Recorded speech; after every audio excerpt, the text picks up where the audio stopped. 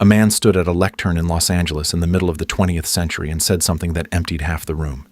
He said, "Your imagination is not a mental faculty. It is God, not a metaphor for God, not a gift from God. God itself, the creative power of the universe, operating through your individual consciousness every second of every day." Half the audience left because the statement offended their theology. The other half stayed because something in the statement rang so true it frightened them. The man was Neville Goddard. And what he taught the people who stayed that night, and every night for the next 3 decades, was the most precise, the most mechanical, and the most testable description of how human beings generate their physical experience that has ever been spoken aloud. He didn't teach manifestation the way you've heard it taught. He didn't talk about sending requests to the universe. He didn't discuss raising your vibration or aligning with cosmic energy or trusting divine timing.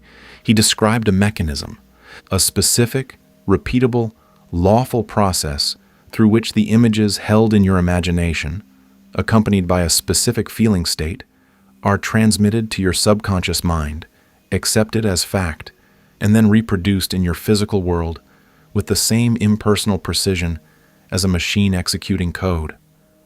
No exceptions, no favorites, no cosmic judgment about whether you deserve what you've imagined. Just a mechanism running exactly as designed, all day, every day, whether you know about it or not.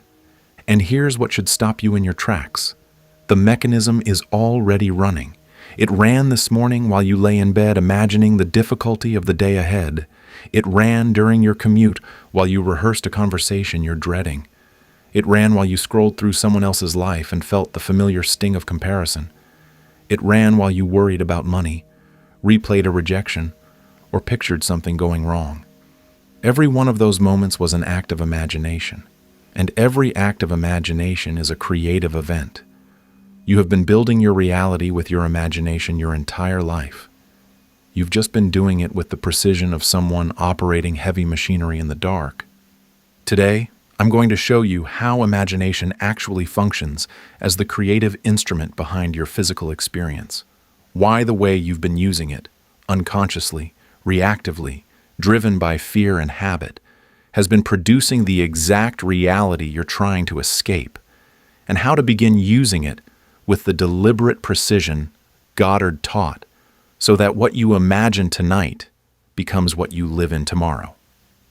The first thing Goddard needed his students to understand, before technique, before method, before any practical instruction, was what imagination actually is, because every person who walked into his lectures came in with the same inherited misunderstanding.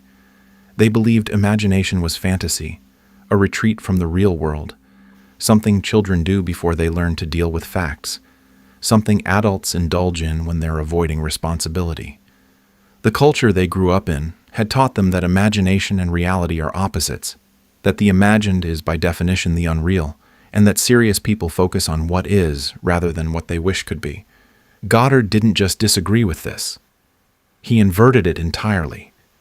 He taught that imagination is the primary reality, that every physical fact you encounter in your world began as an image in someone's consciousness, that the building you work in, the relationship you're navigating, the financial situation you're wrestling with, all of it was imagined before it was experienced, not in some vague philosophical sense, in a mechanical, causal sense. The image came first. The physical fact followed, always, without exception, because the physical world doesn't generate itself. It is generated, projected by consciousness, and the projector is your imagination. Goddard used an analogy he returned to again and again because it made the mechanism tangible. He said imagination is a film reel. Physical reality is the screen. What appears on the screen is entirely determined by what's on the film. You can stare at the screen all day. You can analyze the images projected there. You can react to them, argue with them, try to rearrange them with your hands. But the images will not change until you change the film. And the film, the actual source of everything appearing on the screen of your life, is the sequence of images running through your imagination, saturated with feeling, impressed upon the subconscious mind. Most people spend their entire lives trying to edit the screen. They rearrange circumstances. They change jobs, change relationships, change cities, moving the furniture around on the screen without ever touching the projector. And they're bewildered when the same patterns follow them. The same financial ceiling, the same relationship dynamics, the same invisible wall that stops them right before the breakthrough. They changed everything external and nothing shifted. Because the film didn't change. The images running through their imagination, their assumptions about who they are, what they deserve, what's possible for them, remained identical. An identical film produces identical projection. Every time. Without fail. Goddard was relentless about this point, because it was the foundation everything else rested on. If you don't accept that imagination is causal, that it's not a supplement to your reality but the source of it, then nothing else he taught makes sense. You'll treat his techniques as cute mental exercises rather than as operations performed on the mechanism that literally builds your world, and you'll get results that match your level of understanding, which is to say none. But understanding that imagination creates reality is only the first step. The second, and this is where Goddard separated from every motivational speaker and positive thinker who ever lived, is understanding how it creates reality. Because the how is where everyone goes wrong. And going wrong on the how is why millions of people visualize daily, affirm relentlessly, and build elaborate vision boards that produce absolutely nothing. Here's what Goddard taught about the mechanism that almost nobody in the manifestation space will tell you plainly. Your imagination does not communicate with reality directly. It communicates with your subconscious mind. And your subconscious mind communicates with reality. There is an intermediary, a translator, a processing layer between the image you construct and the physical fact it eventually produces. And that processing layer, the subconscious, has specific rules about what it accepts and what it rejects. Violate those rules, and your imagination spins freely without ever engaging the mechanism. Like turning a steering wheel that isn't connected to the wheels, the motion feels productive, but nothing changes direction. The subconscious mind accepts impressions under specific conditions. Goddard identified these conditions through decades of observation, watching what worked in his students, what failed, and precisely why. And what he found was that the subconscious operates less like a mind and more like a construction crew. It doesn't design. It doesn't evaluate. It doesn't ask whether the blueprint it's been given is realistic, achievable, or deserved. It receives a blueprint and it builds, faithfully, precisely, without question. Your imagination is the architect. The subconscious is the crew. And whatever blueprint arrives at the subconscious with sufficient clarity and emotional charge, that's what gets built into your physical world. The problem is that most blueprints never arrive. They get intercepted, rejected at the gate, dismissed before they ever reach the construction crew. And they get intercepted by a specific faculty that Goddard identified as the single biggest obstacle between your imagination and your reality, the conscious critical mind. Your conscious mind is a gatekeeper. Its job, its entire evolutionary purpose, is to evaluate incoming information against your existing model of reality and reject anything that doesn't fit. This is useful for survival. It prevents you from believing every claim, accepting every suggestion, acting on every impulse. But it is catastrophic for deliberate creation. Because every time you imagine something that contradicts your current reality, wealth when you're broke, love when you're lonely, health when you're sick, your conscious mind intercepts the image and stamps it with a single devastating label, not real. And when the conscious mind labels something not real, the subconscious never receives it. The blueprint never reaches the construction crew. The imagination spins, the affirmation echoes, the vision board sits on the wall, and nothing is built. Because the gatekeeper turned the blueprint away at the door. This is why affirmations don't work for most people. You stand in front of a mirror and say, "I am wealthy." And your conscious mind, instantly, reflexively, before you've even finished the sentence, says, "No, you're not." That rejection isn't pessimism, It's the gatekeeper doing its job, evaluating the claim against current evidence and finding it false. And the subconscious, which sits behind the gate, never hears the affirmation at all. It only hears what gets through. And what gets through in most people's lives is the unexamined, emotionally charged, habitual imagining that runs all day beneath conscious awareness. The worry, the fear, the assumption of limitation that the gatekeeper never rejects because it matches the existing model perfectly. Goddard understood this mechanism with an engineer's precision, and his entire practical teaching was built around a single strategic objective: bypassing the gatekeeper, getting the blueprint past the conscious mind and into the subconscious, where it can be accepted and built. Every technique he taught, every instruction about the drowsy state, about first-person imagery, about the feeling of the wish fulfilled, was designed to accomplish this one thing: bypass the gate, deliver the blueprint, let the construction begin. So how do you bypass the gate? Goddard identified a specific window of time during which the gatekeeper naturally steps aside. He called it the state akin to sleep, the drowsy liminal condition between full wakefulness and unconsciousness. Those moments when your body is heavy, your thoughts are loosening, your grip on the day's concerns is softening. You're not yet asleep, but you're no longer fully awake. The critical faculty, the part of your conscious mind that rejects anything inconsistent with current reality, is relaxing. The gate is opening. This is the window Goddard built his entire method around. Not because he had a mystical attachment to bedtime, because the mechanism demands it. During full waking consciousness, the gatekeeper is alert and the blueprint gets rejected. During deep sleep, the conscious mind is absent, but so is your ability to direct imagination. You're unconscious, dreaming reactively rather than creating deliberately. But in the drowsy state, you have a rare combination. The gatekeeper is off duty, and the architect is still at the drafting table.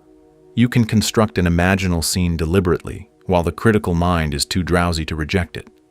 And what you construct in this window sinks directly into the subconscious, past all resistance, where it's accepted as a blueprint and cued for construction. Most people have never used this window deliberately. They've used it every night of their lives unconsciously, falling asleep inside whatever worry, fear, or frustration happened to be running as they drifted off. And every one of those unintentional imaginal acts was a blueprint delivered to the subconscious during the one window when it's most receptive. They've been programming themselves for failure, scarcity, and anxiety every single night. Not through bad luck. Through mechanical misuse of a creative instrument they didn't know they were operating. But the drowsy state alone isn't enough. The blueprint you deliver during this window has to meet specific criteria, or the subconscious won't build from it. Goddard identified 3 conditions that transform an imaginal act from a daydream the subconscious ignores into a creative event the subconscious executes. The first condition is perspective. You must imagine from inside the scene, not from outside it. This distinction sounds trivial until you understand what it means at the level of the subconscious. When you visualize yourself from the outside, watching yourself get the job, observing yourself in the new house, seeing your own face from across the room, you're creating the experience of being an observer. You're watching someone else live your desired life. The subconscious registers the experience you're actually having, which is the experience of watching. And watching is exactly what it produces. More watching, more observing, more seeing other people have what you want while you stand on the outside looking in. Goddard was insistent about this. Every imaginal act must be constructed in first person. You see through your own eyes. When you imagine the new house, you don't see yourself standing in the kitchen. You see the kitchen, the window above the sink, the countertop beneath your hands, the light falling across the floor. You hear the door behind you. You feel the temperature of the room. Everything is experienced from within, because that is how reality is experienced. You have never, not once in your entire life, experienced anything in the third person. Every real moment you've ever lived was first person, And the subconscious knows the difference. When the imaginal experience matches the structure of real experience, first person, sensory, immediate, the subconscious flags it as real and builds accordingly. The second condition is implication. Goddard didn't teach people to imagine their desire. He taught them to imagine something that implies their desire is already fulfilled. The distinction is everything. Most people, when they try to use imagination deliberately, construct scenes of their desire arriving. The job offer, the phone call with good news, the moment of getting what they want. But these scenes contain within them an implicit assumption. The desire hasn't been fulfilled yet. You're imagining the moment of transition, from not having to having. And the subconscious, which reads the deep structure of the imaginal act, detects that the starting position is not having. So it builds from that starting position. Goddard's instruction was to skip the arrival entirely. Don't imagine getting what you want. Imagine something that could only be happening if you already had it, not the job offer, a mundane Wednesday 3 months into the role. Not the proposal, a quiet evening at home wearing the ring long after the novelty has faded. Not the windfall, a relaxed afternoon where money simply isn't a concern. The scene should take place after the fulfillment, deep into the after. So far after that, the fulfillment itself is old news, unremarkable, just part of normal life. When you imagine from this position, from the after, from the settled reality of already having, the subconscious receives a blueprint that contains no trace of wanting, no trace of absence, no trace of transition. It receives a blueprint of having, complete, settled, ordinary having. And it builds that, not the journey toward having, not the hope of having, the physical reality of having, because that's what the blueprint shows. The third condition is feeling, and this is where every visualization practice that has ever failed you broke down completely. Goddard distinguished between two operations that sound identical, but function at completely different levels of consciousness. Thinking of something, and thinking from something. When you think of your desire, you're observing it from the outside, considering it intellectually, noting its features. This is mental activity, and the subconscious barely registers it. When you think from your desire, when you're inside it, experiencing it, feeling the reality of it as a present tense fact, you're generating the specific signal the subconscious responds to. That signal is feeling, not emotion. Feeling. Goddard drew a sharp line between these, and he returned to the distinction constantly because his students kept confusing them. Emotion is reactive. Excitement, hope, desire, anticipation. These are all emotions, and they're all responses to something that hasn't happened yet. They confirm the absence of what you want. Feeling, in Goddard's usage, is the inner texture of a state. The background sensation of being someone for whom the wish is already fulfilled. It's not dramatic. It's not electric. It's quiet, settled, ordinary. The way you feel about your own name. The way you feel about your own hands. No excitement, no hope. Just the plain, unremarkable fact of having. When Goddard asked his students to generate the feeling of the wish fulfilled, most of them generated excitement, and he would stop them. Excitement is the feeling of not yet having. If you already had it, if it had been part of your life for months, would you feel excited about it? Would your heart race? Would you feel a surge of hope? No, you'd feel nothing particular about it. It would just be your life.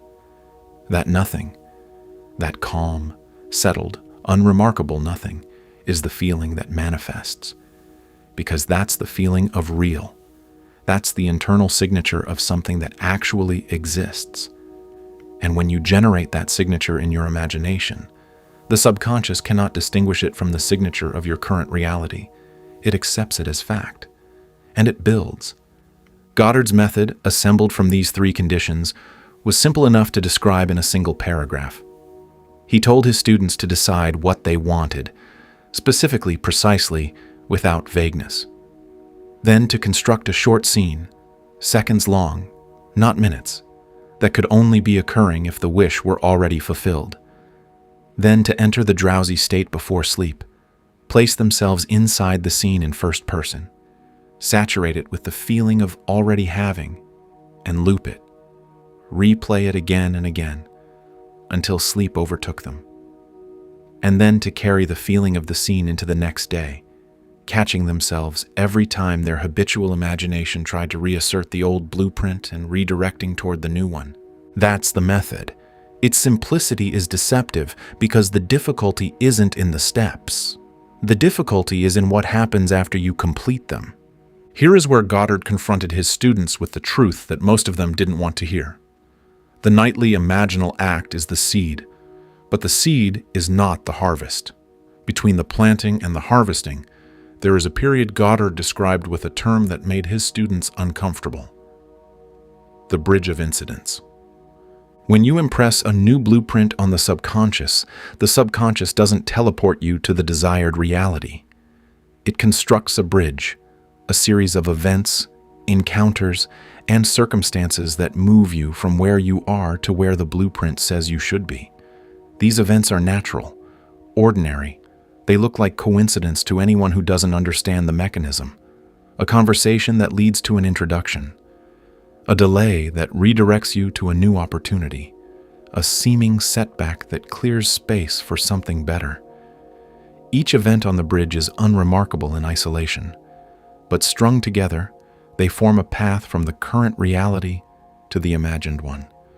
The danger, and Goddard warned about this more than almost anything else, is that the bridge doesn't always look like progress. Sometimes the first events on the bridge look like the opposite of what you want. A job loss that precedes a better career. A relationship ending that creates space for the one you actually imagined. A financial disruption that forces a decision leading to abundance. If you react to these bridge events with panic, if you see the apparent setback and conclude that your imaginal act failed, you abandon the bridge before it delivers you to the destination. You rip up the blueprint halfway through construction because the scaffolding doesn't look like the finished building. Goddard told his students that trust in the bridge is not blind faith, it's mechanical understanding. You planted a specific blueprint, the subconscious accepted it, construction is underway. The bridge events are the construction process.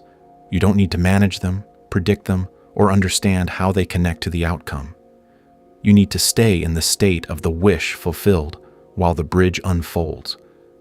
Because if you leave the state, if you react to a bridge event by returning to fear, doubt, or the old habitual imagining, you've given the subconscious a contradictory blueprint. And a construction crew receiving contradictory blueprints builds nothing coherent. This is also why Goddard was relentless about not prescribing the how. When students imagined their desire, they almost always imagined the path it would take to arrive, the specific deal that would generate money, the specific person who would become their partner, the specific sequence of events that would lead to the outcome. And Goddard would stop them. He'd say, "You are not the architect of the bridge. You are the architect of the destination." When you imagine the means, the how, the path, the method of arrival, you limit the subconscious to the one narrow bridge your conscious mind could conceive. And the conscious mind is limited. It sees only what it knows. The subconscious has access to connections, opportunities, and pathways you cannot predict because they involve people you haven't met, information you haven't encountered, and possibilities you haven't considered. Give it the destination. Let it build the bridge. Your job is to stay in the state while it works. But staying in the state is where the real confrontation begins, because the nightly imaginal act takes 10 minutes. The day has 16 waking hours. And during those 16 hours, your habitual imagination, the one that's been running unsupervised for decades, is fighting to reassert itself. Goddard was brutally honest about what this looks like. You do your imaginal act beautifully before sleep, first person, end result, saturated with the settled feeling of already having. You fall asleep inside it. The blueprint is delivered, and then you wake up, check your phone, see your bank balance, and your stomach drops.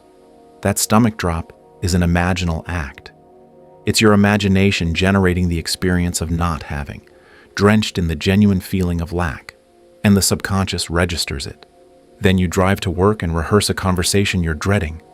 Another imaginal act, another blueprint of difficulty and conflict delivered to the subconscious.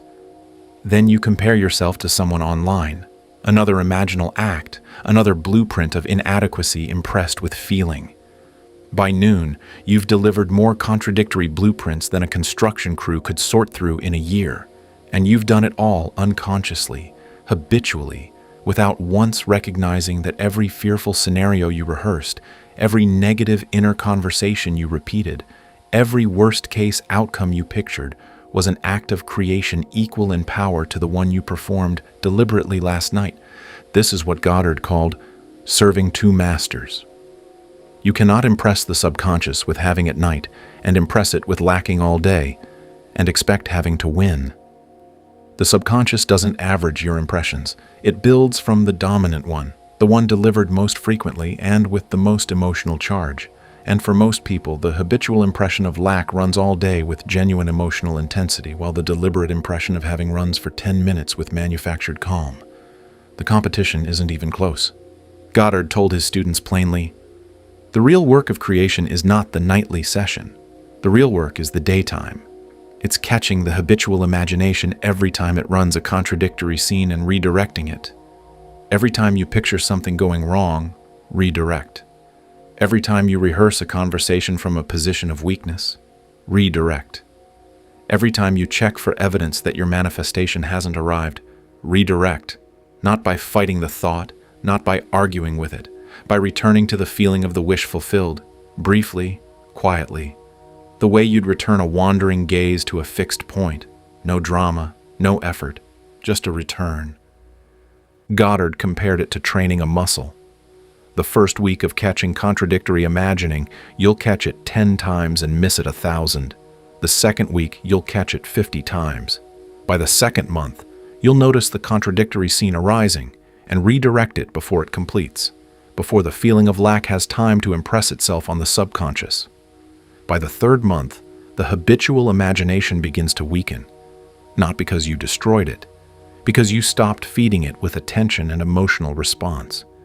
And a pattern deprived of reinforcement fades, slowly, unevenly, but inevitably. This is the discipline most people refuse, not because it's complicated, because it's relentless. It demands that you take responsibility for what's happening inside your mind at every waking moment, not just during practice, not just before sleep, but during every idle moment, every stressful encounter, every gap between tasks, when the habitual imagination rushes in to fill the silence with its familiar blueprints of worry and limitation. Monitoring your inner world with the same attention you've been giving your outer world, that's the work. And most people would rather try a new technique than sustain that level of self-awareness for a single day, let alone a month.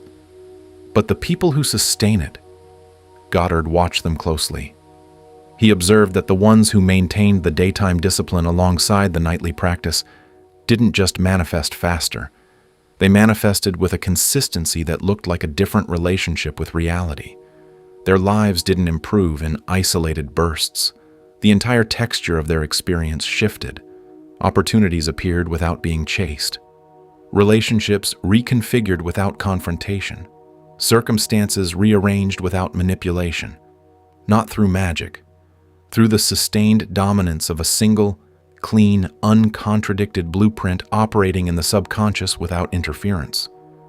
Now, Goddard taught something else about imagination that most people overlook because it's less glamorous than the forward-looking creation most are interested in. He taught revision. And revision, he said, is how you stop your past from building your future. Every negative memory you carry is a blueprint the subconscious is still executing.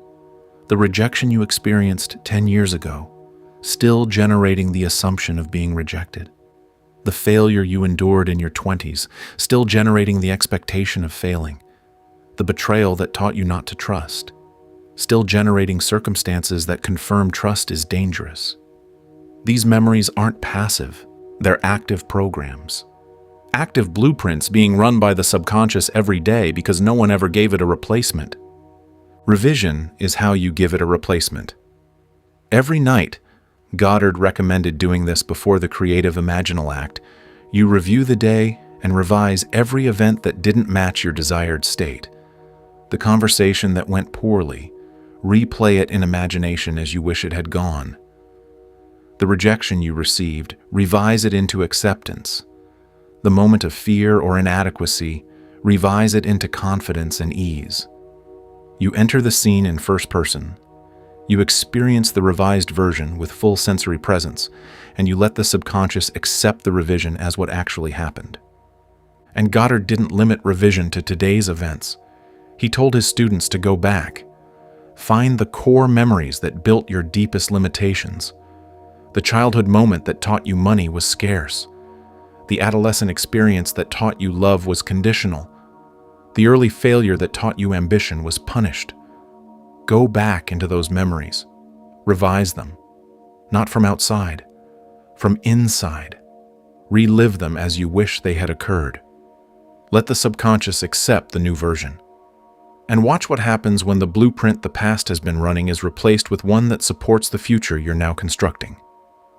Students who practiced revision consistently reported something Goddard found remarkable, but mechanically predictable. The present changed, not just their feelings about the past. Their actual present circumstances shifted. Relationships with the people involved in the original memory transformed. Patterns that had been running since the original event stopped. It was as if the subconscious, having accepted the revised memory as the actual past, began generating a present consistent with that revision rather than the original wound. Here is what it all comes down to. Every piece of Goddard's teaching, imagination as the creative instrument, the subconscious as the builder, the drowsy state as the entry point, first-person perspective, end result scenes, the feeling of the wish fulfilled, the bridge of incidents, the daytime discipline, revision, all of it serves a single understanding that, once absorbed, makes it impossible to see your life the same way. You are always imagining. Right now, as you read this, images are forming in your mind. Scenes are playing, inner conversations are running, feelings are being generated, and every single one of these events is a blueprint being delivered to the subconscious for construction. There is no moment of your waking life when imagination is not active. There is no neutral position where you can stand and not create. The mechanism runs constantly. The question has never been whether you'll use your imagination to create your reality. That's not optional. The question is whether you'll use it deliberately or let it run on autopilot, driven by fear, habit, and whatever emotional charge happens to be strongest in the moment. Goddard's message wasn't that you have a creative power you haven't been using. His message was that you have a creative power you've been using every second of your life without knowing what it was building. The evidence is your current reality, all of it. The parts you love and the parts you'd give anything to change. All of it was imagined into existence, not in a single dramatic moment, but through the accumulated weight of habitual inner scenes, repeated inner conversations, and sustained feeling states that the subconscious accepted as blueprints and built with absolute fidelity. When his students challenged him on this, when they said they never imagined the painful parts of their lives, Goddard would ask them to listen to their own inner conversation for a single day. Just listen. Don't try to change anything. Just notice what you say to yourself between activities. Notice what scenes play when your mind is idle. Notice what you imagine when you're worried, when you're comparing, when you're reacting to circumstances that frustrate or frighten you. He said one day of honest observation would reveal more about why their life looked the way it did than a decade of therapy, because every inner conversation is an imaginal act. Every worry is a rehearsal of a future you don't want. Every comparison is a blueprint of inadequacy. And every one of them, carried with the emotional charge of genuine feeling, is being faithfully executed by a subconscious that doesn't evaluate the blueprints it receives. It only builds. This is the responsibility Goddard placed on every person who understood his teaching, and he acknowledged it openly.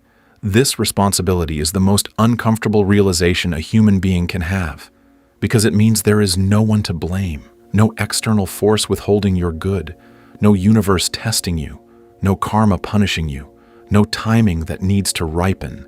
There is only a mechanism, impersonal, consistent, operating every moment of your life, building your physical reality from the blueprints your imagination delivers.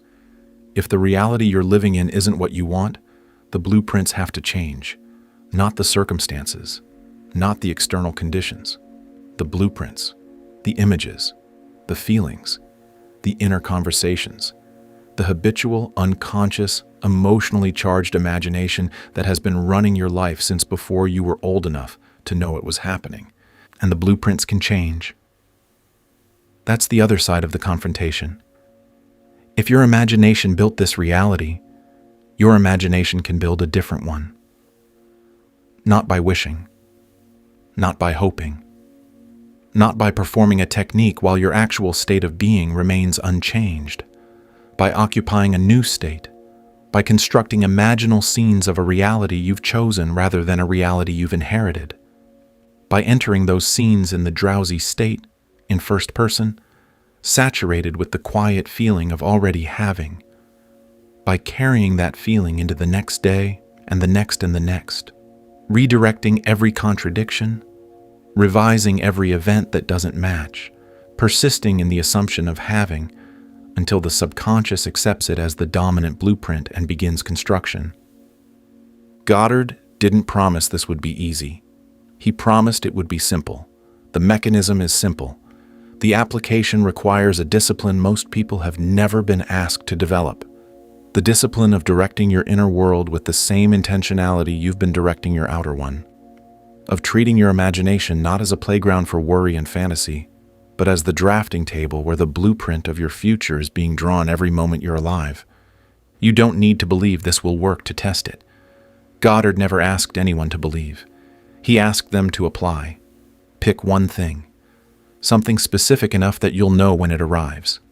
Construct a scene, seconds long, not minutes, that could only be happening if you already had it.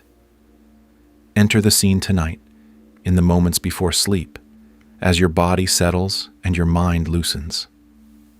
See through your own eyes, feel with your own hands, hear the sounds that belong to that scene, and instead of reaching for excitement or hope, let the scene become ordinary, familiar, boring even, like remembering something that already happened. Loop it until sleep takes you. And tomorrow catch yourself every time your habitual imagination contradicts the scene. Return to the feeling, again and again, without force, without drama, just a return. Do this for a week, then 2, then a month. Observe what shifts, not with desperate checking. That's the old state of wanting reasserting itself. With the calm observation of someone who already knows the outcome and is simply watching the bridge of incidents take shape. You have been creating your reality with your imagination since the day you were born. Every scene you've held, every conversation you've rehearsed, every fear you've pictured in vivid detail, all of it has been raw material fed into a mechanism that builds physical experience with the impersonal precision of gravity. You didn't know you were doing it. Now you do. And you can never go back to believing your life is happening to you once you've seen, clearly, mechanically, undeniably, that it has been happening through you the entire time. That's what Goddard taught. Not a philosophy, not a spiritual idea, a mechanism. One you've been operating every day of your life without reading the manual. The manual is in your hands now. What you build with it, starting tonight in the moments before sleep with an image so real you forget you're imagining and a feeling so natural you forget you're practicing, is entirely up to you. It always has been.